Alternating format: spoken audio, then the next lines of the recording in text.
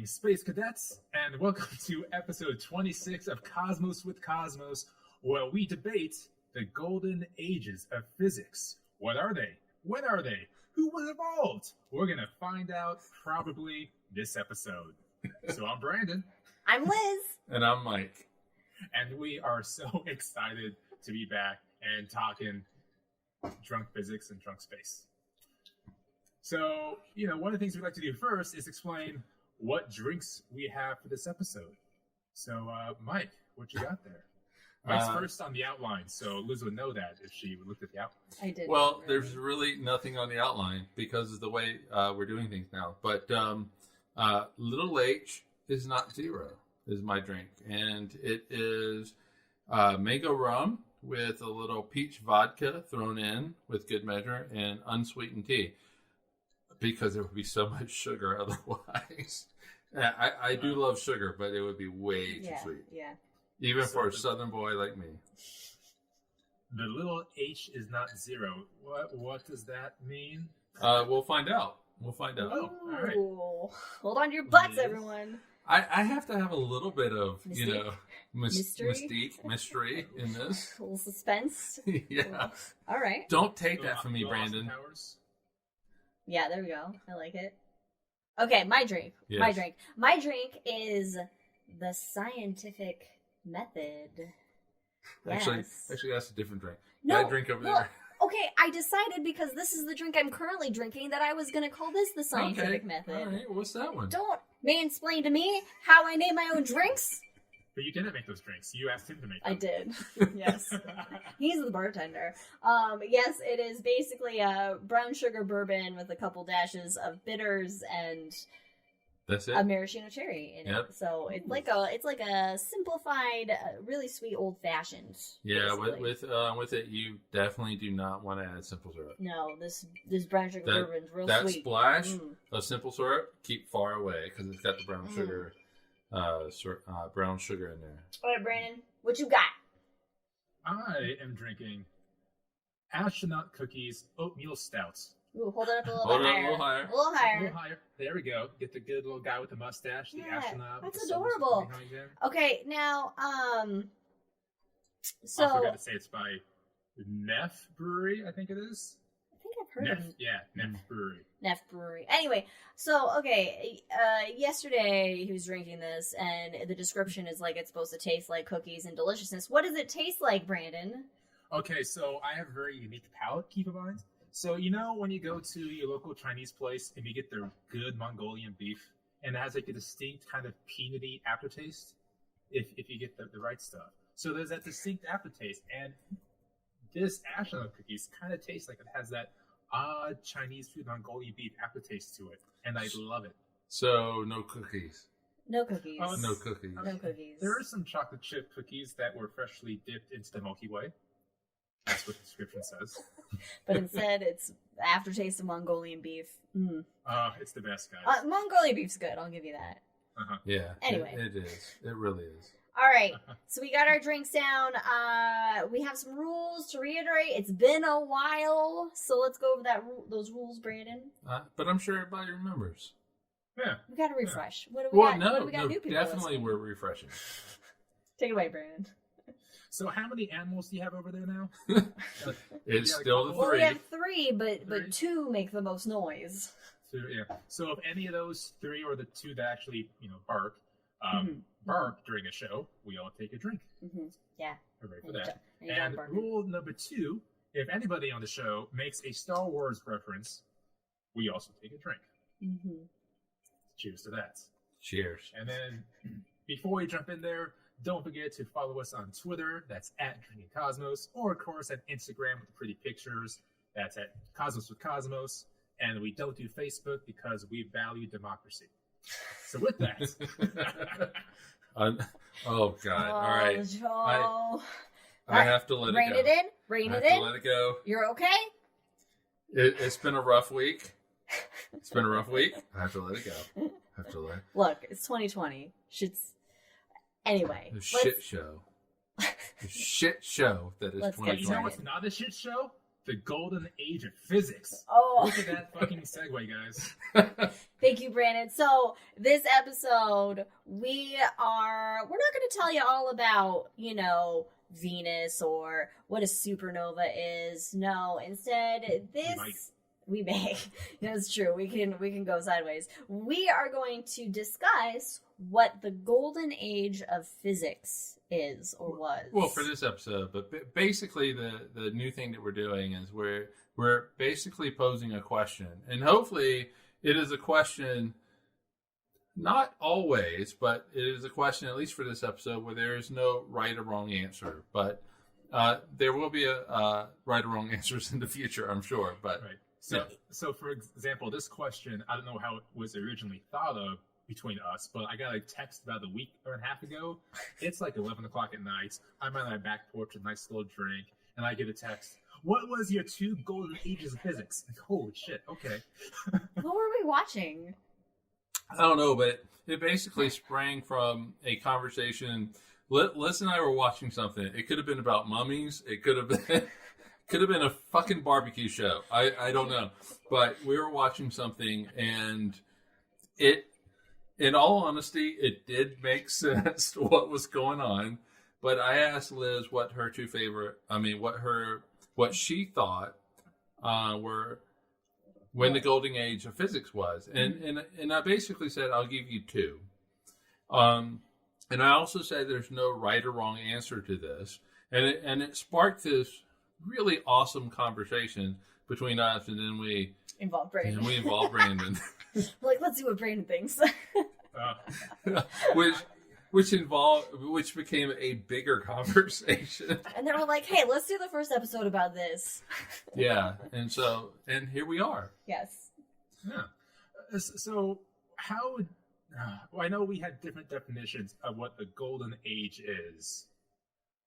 So I guess we'll kind of get into that during the debate as well. And what about physics? Like, what are the parameters of physics? Is it just math, theoretical, observable? Oh, what's going on there? All right. Well, since I actually asked the question originally, all right. Here's the thing. All right. So, golden age to me is 2 things. It could be a period in time in which there are significant. I'm not talking about just, hey, you have a volcano at the science fair I'm talking about significant experiments with physics that we find something fundamental about the universe, or that there are significant theories that come out. Well, they start off as hypotheses, but then they become theories. But also, to me, it's a paradigm shift in thinking as well in physics. So that's one way. And as far as like defining physics really at its fundamental level is the study of matter and energy and their relationship in the universe. Now, I realize that you can get into chemistry with that. You can get into, in some cases, you can get into biology with that. So I don't want to delve into the chemistry side of things or the biology side of things, because I will kind of call you out on that, I think. And then you may wake up the physics Balrog. Exactly. But the awesome. But the thing is that let's keep to what we fundamentally kind of think of as physics. So I will let you have astronomy, which to me is physics, but all that, but it's all physics. But let's steer away from biology and chemistry and that type of thing. Those lesser sciences.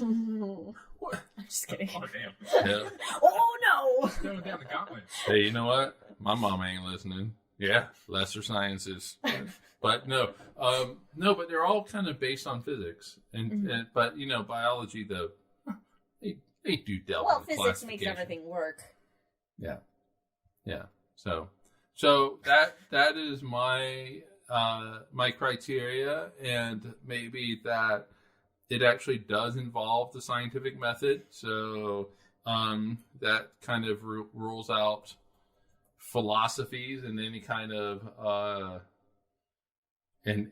way, whether you want to bring religion you just into did to this. Brandon. I see what you just did. You don't have science without philosophy, guys. Oh boy. No, the scientific method got rid of philosophy.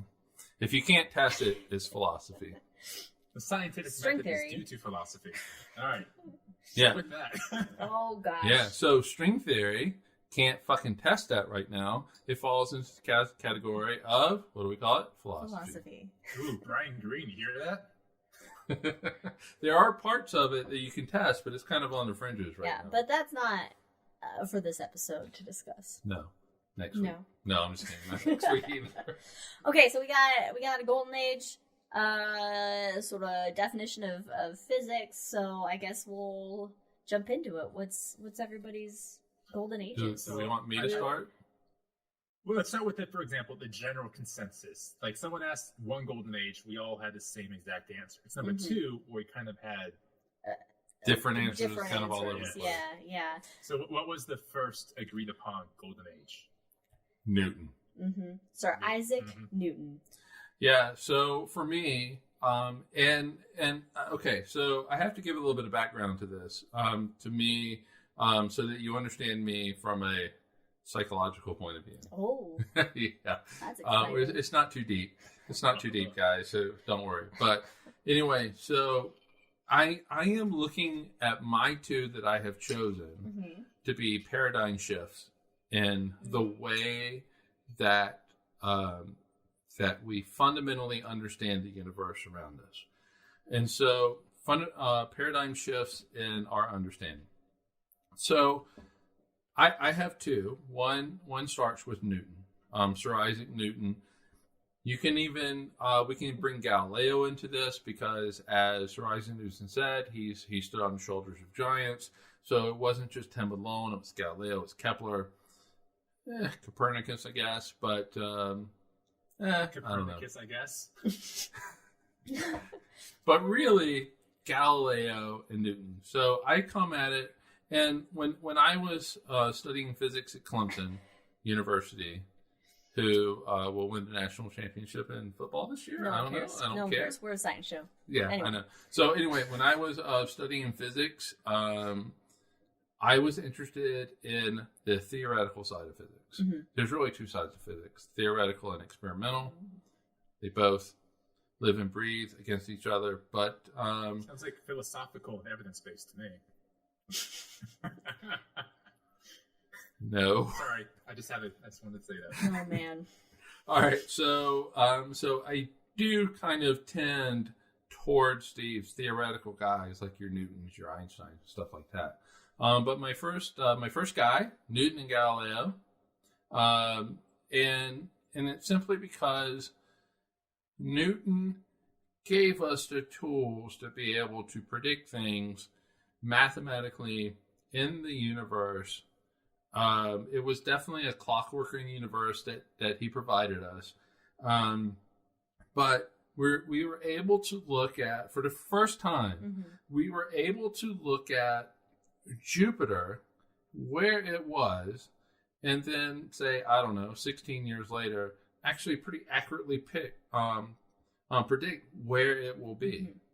And so my first golden age of physics really goes from Newton and the 1660s, we'll say, up to the roughly the 1840s with James Clerk Maxwell. And so to me, that first golden age is the understanding of how things move in the universe, whether it is an apple falling on our head and how that does it. That actually did not happen, guys. I'm just letting you know. Don't break our dreams down. But from that one simple equation where you can predict that apple falling from a tree, you can get a man to the moon. You can get a spacecraft to Mars. But also his equations, like the change and momentum over time, which is F equals ma, you can predict, how cars will interact when they have a collision with each other, or, just the forces, how the best way to play pool if you're playing billiards, at the bar. Billiards at the bar. Billiards. Your mustache. Now, really quick. Wait a minute, but it goes, all right. But from there, you can expand out from understanding thermodynamics to eventually getting to James Clerk Maxwell and electromagnetic radiation, and how like electric fields and magnetic fields work together. So basically, like, Newton was the first major paradigm shift to be able to explain and understand our observations and then to move forward in discovery. Whereas, like, Galileo used the spyglass to, look at the sky, looked and was able to therefore use observation to prove Copernicus's hypothesis that the sun was at the center of the solar system and the planets moved about it. But it was Newton that then first gave us the way to then mathematically explain that, and then be able to go on to explain how the universe will operate. Exactly. A clockwork universe, which is what we call in physics, which is called a deterministic universe, which means that given where things are now, you can predict where things were at the very beginning. You can rewind the clock. You can go forward in the clock. However, the universe does not work that way, and that will be my second shift later on. Okay. But anyway, yep. Let's let Brandon. You had thoughts, Brandon. I do, of course, have thoughts. So one of the difficult things to define a singular age is that, of course, every discovery is based off of another discovery earlier, and then one perceived that as well. So you talked about Newton being the starting point. Well, you also kind of got to give some flavor to, you talked about Copernicus, like Tycho Brahe, for example, and Kepler, and even Johannes Kepler. And even those people were inspired by a lot of the Arabic scholars back in the 900s, for example. And they were inspired by Ptolemy back in the 100s, inspired by so on and so forth. So when I think of a golden age, it has to be a very condensed period, but I still also want to extend it out to include like Brahe, for example, who is so good monitoring the stars and figuring out exactly where they're going so that other people can come around and subscribe mathematical equations to them to then create golden ages. So yeah, it's still absolutely Newton's there. But it's tough. It's a fuzzy end on both sides. It's definitely fuzzy. Yeah, I would say like Newton as a key point, as part of and from a historic perspective, of course, the scientific revolution, it would be seen as part of an overall golden age in science itself, and Newton would be a part of that. And so I think that Newton is definitely included in a golden age, and then but I conflict a little bit just because a golden age to me is definitely not necessary. It's a paradigm shift, yes, but it's like a peak. It's like the height of the top of discovery and that sort of thing.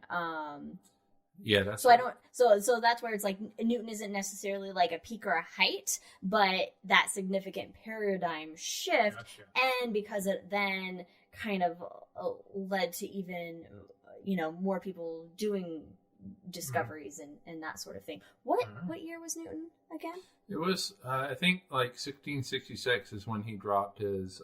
He was. So he was 21. That would have been 19. Well, no, he's 23. When he was 23 when he dropped his theory of gravity. He was 23. 1666. So he was 23. So what has everybody done with their lives? And let me point out, he did this during a fucking pandemic. He did. It was during the Black Plague. The Black Plague is like. It's just ripping through Europe. And it was And like, he I got some physics shit to figure out. I got some calculus to invent, bitches. And he goes, hey, I'm going to go into my little country house. Yeah, that's what you got to do during quarantine. See, people, you can fucking invent a whole new math thing and revolutionize physics. So if Newton can do it, you can do it. And I've had 9 months, and I've binged a lot of TV, guys. Applied to a lot of jobs. I've applied for a lot of jobs. Yeah. Somebody hire him, please. He's great. Hire him. The first interview might be rocky, but he'll own it from there on out. Well, it was just rocky for us. Yeah. He's nailed it for everybody. I know. Anyway. So, all right. Newton's firmly planted in there. What's Newton. Next? I would like to point out. Hold on, I would like to point out Jack's comment on Twitch. He said it was a frictionless apple with a massive 1. Yeah, that is true. That is true. Makes the physics simple. There you go. All right, so our second golden age. Do we want to? Let's switch it to Brandon. Mike's talked a lot. Brandon, take it away. Well, I've talked too much. So when this question was first posed, of course, you go to Newton, but then you start to think about other golden ages and the possibilities of heights of scientific achievement during that time, for example. That's what I'm thinking of. Mm-hmm. So my first thought goes back to Plato and Aristotle, the people that really started to build the scientific method and give structure to logic, if you will. So Aristotle is very famous for deductive reasoning. But at the same time, he also screwed over physics for a couple thousand years. He has the celestial spheres, the perfect spheres, and of course, Earth's in the center of everything. Yeah, because everybody liked that shit. They were like, yeah, but that's not his fault. That's not his fault. It's everyone else's fault for following him. That is physicists and astronomers not following the data. They're following the personality. Well, there were no physicists and astronomers right. until you had.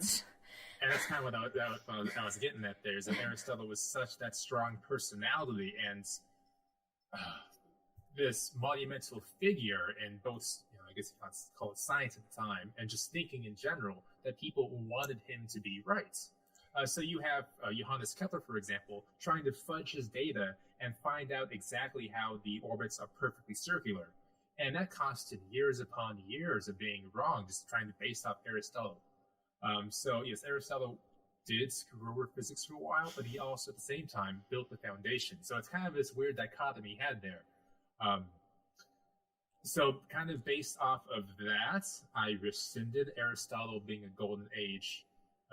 I did, yes, I know. Shocked you should be. Shocking. I rescinded Aristotle.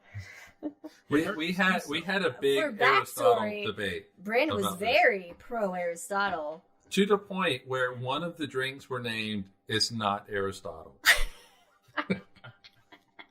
But you know what? When you brought upon more evidence, you can change your mind. So hey, science. That's science. I found a different golden age I would fight for instead. Oh, okay. I'm excited. This is new. All right. I guess we'll dive into it now. Yes. So there's a fuzzy edge, of course, on both ends. And I'm going here for more observational physics and, of course, astronomy. That's who we are here. So my fuzzy ends kind of begins in 1920 with the Great Debate. This was between Arlo Sharpley and Herbert Curtis trying to decide if the Milky Way is the entire universe or if there are other universes out there. So that was the Great Debate taking place in 1920. So that's kind of where the fuzzy end begins. And, of course, you can go up to Mount Wilson with Edwin Hubble, figuring out with Lemaire that the universe is expanding in 1929. And from there, physics just completely unloads. And purely with observation, I'm going to go up to the very beginning of the Golden Age, December 2nd, 1993. And December 2nd, 1993 is when the Hubble was finally fixed and saw real first lights. And at that point, the universe just opened up, and all these other great observatories, they were called like Chandra and Spitzer, they began operation, and our knowledge of the universe increased exponentially to the point where we found that the universe is increasing exponentially as well. So in 1999, yeah. So many Nobel Prizes for that one. So if I'm thinking about the golden age of physics, to me, it begins December 2nd, 1993. Because that also includes, for example, CERN and Large Hadron Collider. We're still in that age of golden age discoveries. Even planetary missions, think of Voyager, Pioneers, Curiosities, they're still out there. And it's such a great time to be living in. And I think right now is a golden age. That's interesting. I definitely give you that. That's well thought out. That's good. That is well done. But I don't know if I would consider it necessarily a golden age of physics, and to me it'd be more so a golden age of astronomy and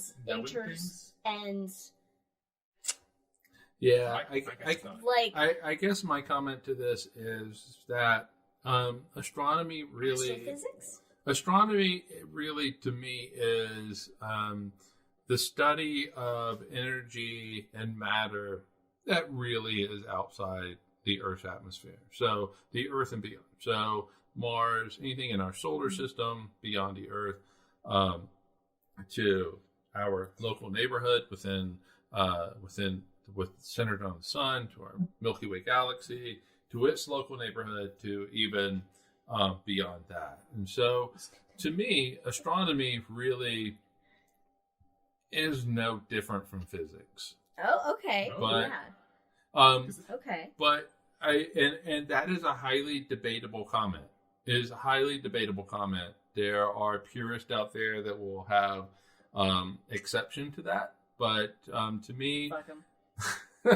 but like I said, I'm going to go back to that psychoanalysis. I come at it from a theoretical point of view because that's what I've always been interested in. And for me personally, I see no distinction between the physics that goes on beyond the Earth's atmosphere and whether it's here on Earth. It should be the same. It's all the same. No, I guess I can't. It's hard for me to think that I've lived during a time of a golden age. It doesn't feel like that right now. Nothing seems like a golden age that I've been a part of. Especially now. Well, yeah, we're definitely in a downward slope. At the same time, we can also pile on and talk about black holes colliding. We got LIGO out there. We have Large Hadron Collider doing Higgs bosons out there. It's just a fascinating time for science. It's like there is a golden age of theoretical physics versus a golden age of then observational physics. And I think they go hand in hand with each other. I think, for example, Newton. He stood on Kepler. I mean, everybody still stands on it. Right, he stands on Kepler, but there was so much stuff that came after him that was based on that, and so that was experimental, or in the case of astronomy, was observational, and so I think that these paradigm shifts in the way that we see the universe leads to paradigm shifts in the way that we experiment with the universe. That might not be the best description. I've had 2 drinks already, so I tried to pregame this podcast. So, but anyway, so I think they go hand in hand. But I agree with you that, it's hard to sit in the age that you live in right now and think of it as a golden age, especially given and let's be honest, given the just distrust, distaste, and hatred of science that is going on right now, at least in this country. I can't speak for other places, but I'm living here in the U.S., and I can tell you that there's a lot of people that do not like science. And so so you don't think that it's golden age, but it's also for you, I think that you are, and you'll tell me if I'm wrong, that you are an optimist for the future and that you see the golden age always off into the future. Yeah, and that is thank you for that segue. That was my second one, was that we haven't had it yet. Oh, boo. But yes, I that it is impossible to know what we don't know yet. Right. And that if we look at history, you know, our society evolves in large part based on the advancement of technology. And it is through that advancement that we are able then to discover new things. And the more of the I don't want to say philosophical, because philosophy does have its own meat in its own right, and it has a place, but like religion, you know, like the more of those mythologies we then can put into the history books and into the past, because we get to understand more and more. It's like all the greats, like Newton and Einstein, you know, once they reached the, you know, extent of what they can explain using the natural world or math, then they begin to invoke a divine presence. And it's all based on sort of the technology we have, you know, because if we never invented, fuck, what's his name? Hans Lippershey didn't invent the telescope, because it wasn't Galileo, motherfuckers. Then Galileo wouldn't have had that ability to then prove Copernicus's hypothesis that the sun was at the center of the solar system. So it's, for me, there's always this unknown out there that, you know what, we may think we're in a peak or a golden age, or we've had a golden age, and we have, yes, from our historical perspective and our lifetimes, but there could be this, you know, there's going to be always these golden ages on horizon. So it's like, who knows what we have yet to discover in the new physics that we can't even comprehend right now. You know, it's just like with biology, we know that we are carbon-based life forms, and carbon-based life can exist on conditions like the Earth, but what about silicone-based life, methane-based life? You know, there's so many other things that we can't even understand. We don't have any sort of data point for it, any sort of reference, you know?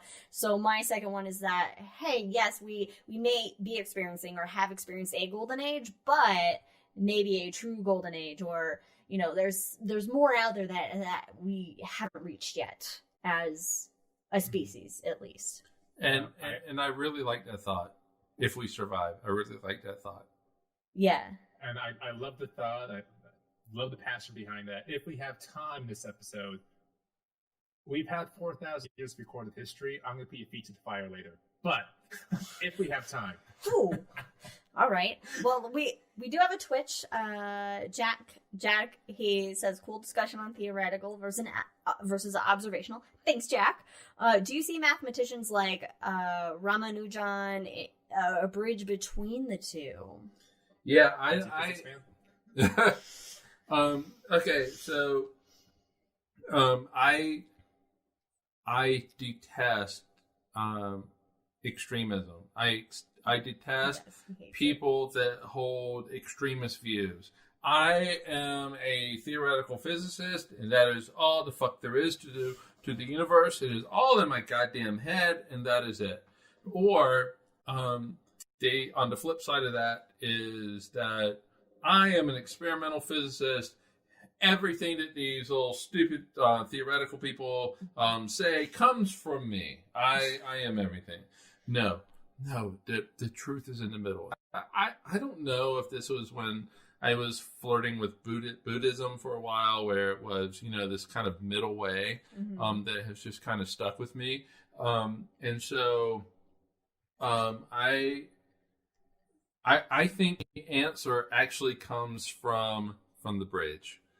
As Jack says, I think the answer comes there. Well, you have to have the two, because you can't have anything be real or fact unless you have both, you know? Right, it's got to be. The observation has to have the theory behind it. It has to have something backing it than just what your eyes see. And the theory, you have to be able to observe it in some way, or yeah, and the language of physics. The language of physics is mathematics. All these little equations with letters that you don't like. Squiggly lines, dots, there's symbols. shapes in there. It's just made up upside down triangles. things. It's crazy. What's And happening? even regular triangles. So they're Upside down crosses. Yeah, it's just. So there are math is at its fundamental language, and I do think that mathematicians, because let's be honest, the language of combining the four fundamental forces isn't.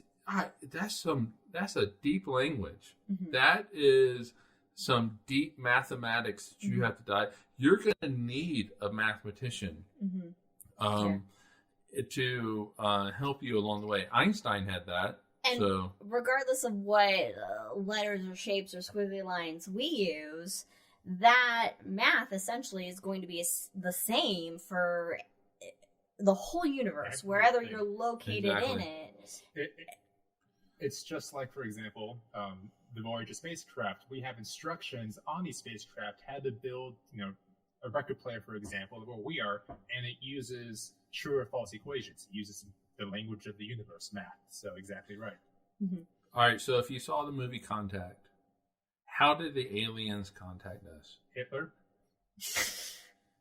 Okay. 1932 Olympic speech, or 1936 Olympic, whichever one. Beyond the Hitler aspect, God damn it. God, why is It couldn't be more on brand, let's be honest. Yeah, that is true. That is true. For our species. They use math. So they use math to talk to us. Yeah. We need to watch that movie again. But anyway, that's neither here nor there. You don't listen to the aliens, though. You don't. No. All right. So is it my turn? Is it my turn? Yeah, it's your turn. All right. So Brandon talks about fuzzy edges, and that it was 1920. What'd you say? For the Great Debate, 1920. All right, so to the early 1990s. I would argue that we're still in it right now. With fuzzy? Yes, and so Liz says it's in the future. I say that we are in it. Maybe it is me thinking that we always live in the golden age of understanding of the universe. Really, I am completely wrong. Is this the tail end of a fuzzy age, or is this the beginning of fuzzy? As we are sitting in it, we don't know. That's the thing, is that because I can say the trajectory seems to be going down. That is true. I mean, especially considering the early 20th century had just so much amazing physics. There was such a boom that it was true. Yeah. Okay, I give you that. I completely give you that. But I think we are. Oh God, and I hate fucking saying this because I detest the physicist of the late 1800s saying we are about ready to become like biology and we are going to understand everything and physics reduces to classification. But I do think that we are on the cusp of understanding fundamentally the universe in a fundamental way, whether it is string theory or something like that. Mm-hmm. But anyway, for me, my second age started in 1900 with Max Planck, and that is why my drink is H is not zero, because Max Planck was trying to understand the radiation basically coming out of an oven. He wanted to understand black body radiation. And so he introduced this little character called an H. Brandon has a question. All right. Mr. I really love this idea of Max Planck in like an apron holding a cake and figuring out what temperature does this oven need to be at, and he would be the whole branch of physics. That could have been true. Making some strudels. Full apron or half apron? Oh, in my mind, it's a full apron. Full apron. Okay. Right. Yes. So Max Planck wants to understand the radiation coming out of this. And so far, the way that we've seen the radiation is that it could be exponentially up, which means that your oven basically should be melting down, or that just kind of tails off into, the universe. But anyway, So he introduced this character called H, which is called the Planck constant. What a character! Now. I know, right?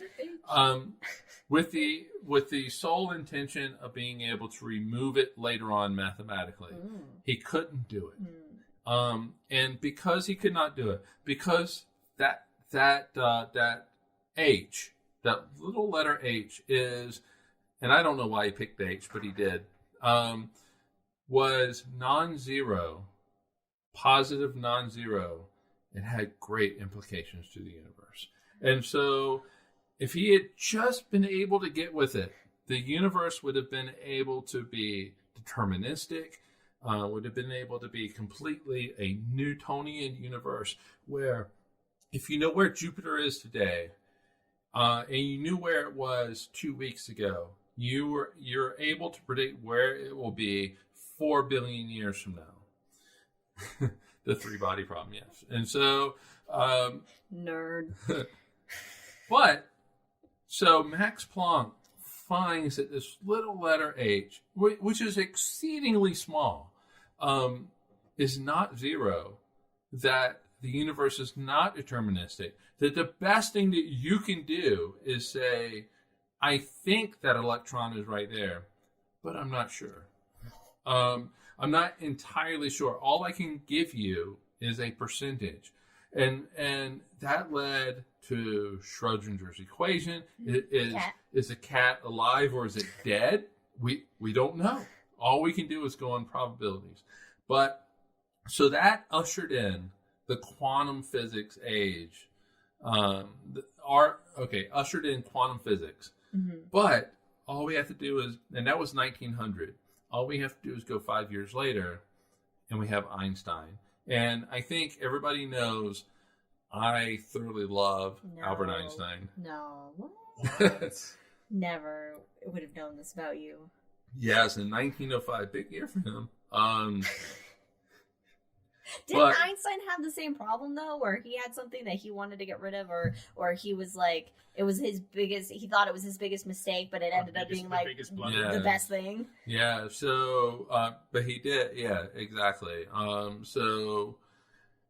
We can get that if you want. But, I don't know. So Einstein in 1905 comes up with special relativity. 12 years later, it's general theory of relativity, which is basically supplants Newton's theory of gravity. Though Newton's theory of gravity, but you still have Newtonian physics that operate like what? Is it Mercury that operates off of Newtonian interestingly physics enough, versus... Einstein's This is going to go off the rails. No, we're not going to go off the rails. Okay. Einstein's, maybe we will, I don't know. Einstein's theory of relativity, completely Newtonian. It is, completely deterministic. It is not quantum based. In fact, Einstein rejected quantum. Ironically, fucking Bad move, put Einstein. out use quantum to put out a paper in 1905, which got him the goddamn Nobel Prize. So, it's selective. It's selective quantum that he liked. Cherry-picked quantum? Yeah, cherry-picked quantum. God does not play dice, is what he said. But, because, quantum is all about, probabilities and stuff at its heart. And right, so as Einstein is breaking down these incredible barriers of knowledge of physics, how is this not the golden age? And no, it we is. are. It is. That's what I'm saying. I thought this was saying this was a fuzzy.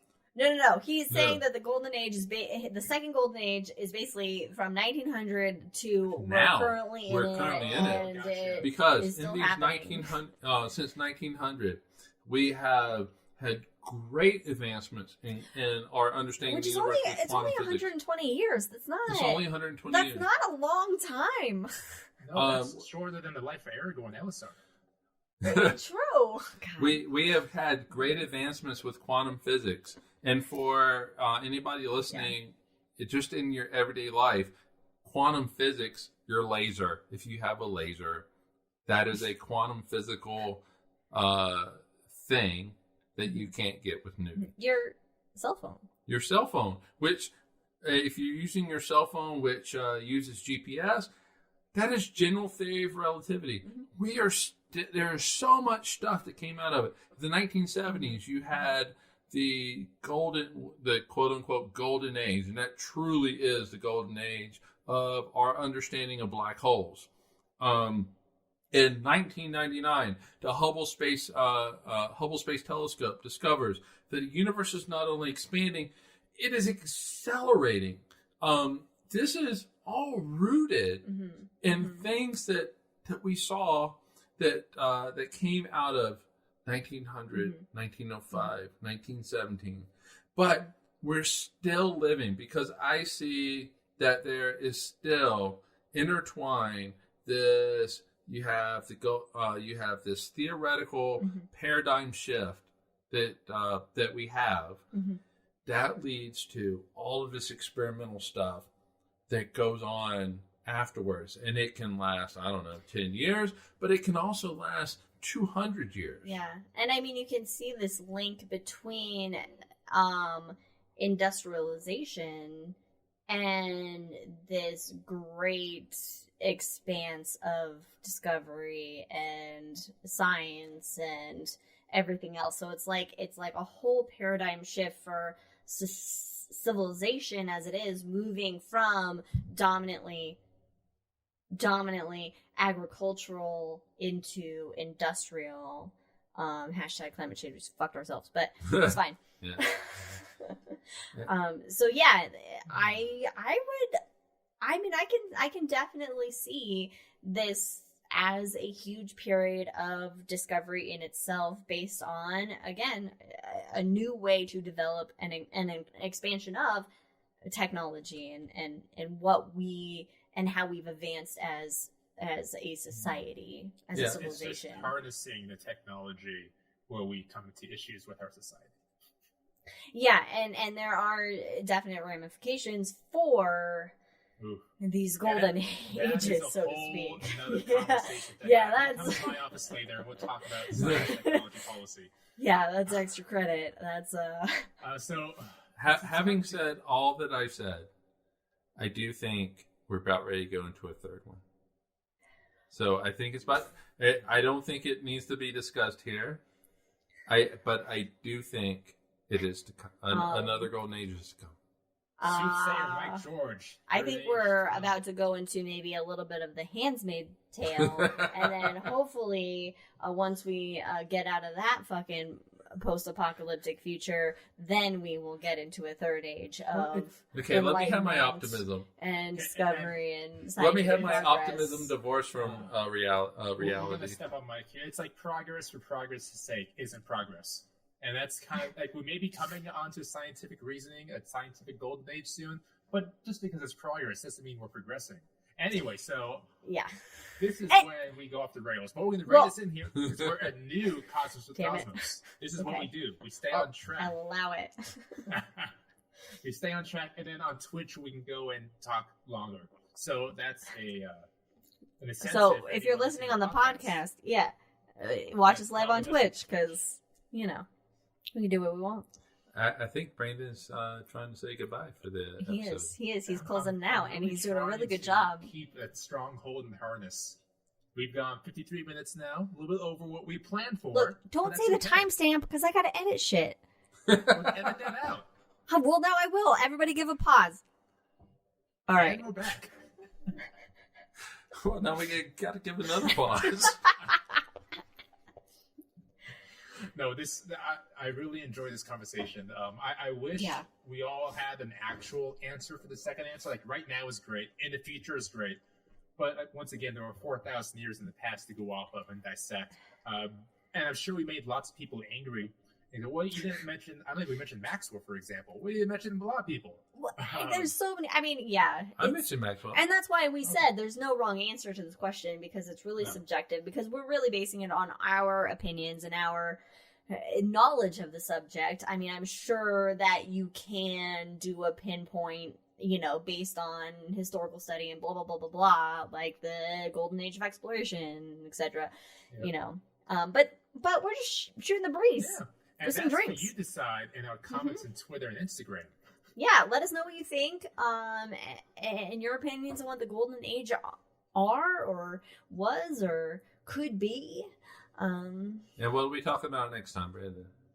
We are talking about, could we have life on Venus? Could we? I don't know. We'll find out. We'll find out. What do you think? Let us know. Next week, whenever our next episode is, I don't know. Cosmos with Cosmos. Thanks, guys. Thanks for joining us. Bye. Everybody. Cheers, everybody. Stay safe, stay healthy.